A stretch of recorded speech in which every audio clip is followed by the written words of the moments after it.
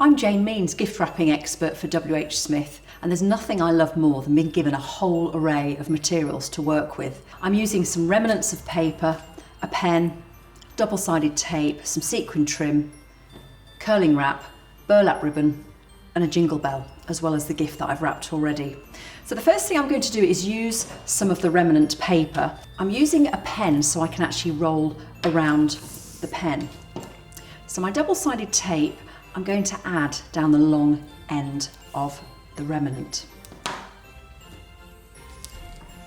I'm getting my pen and I'm rolling the paper around the pen. So you end up with a tubular decoration. Some that I made earlier, I've done them already and I've cut them at an angle. I'm going to use some curling ribbon to attach it, but first of all I'm using some burlap. And what I'm going to do is actually get the two tubes and get my burlap around. So I'm just measuring how much I need. And for this, I would suggest you use quite a bit of double-sided tape for it. So for this one, I'm going around the edge of the burlap. I'm going to do two sides. I'm also going to add a third side. I'm going to get my two tubes, stick them on into the centre. My burlap is going to come around the edge where I put the burlap on the short side. I'm going to lift that up and stick it around.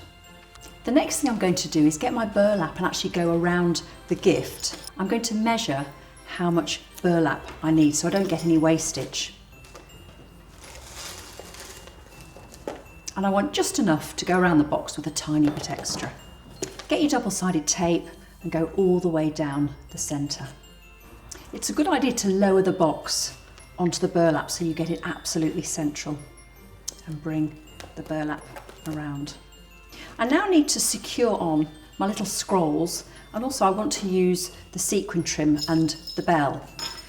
So what I'm going to do is use some curling ribbon for this. This is going to act as my support.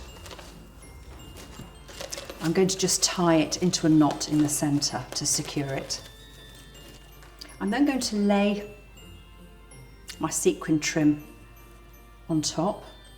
I'm then going to get my scrolls, pop them on, and with my bell I'm actually going to take out the thread going through the hole. I'm now going to get my curling ribbon and tie the scrolls in. Try not to do this too tight because you want to keep those scrolls looking great. I'm then going to get my bell and finish off by adding it on the curling ribbon. You may want to add some extra curling ribbon for effect. So a good way of doing that is just to go round and round your hand a few times. And I'm just going to tie this in. And to finish off, I'm just going to cut the ends nice and neatly. And there we have a creative wrapping masterpiece.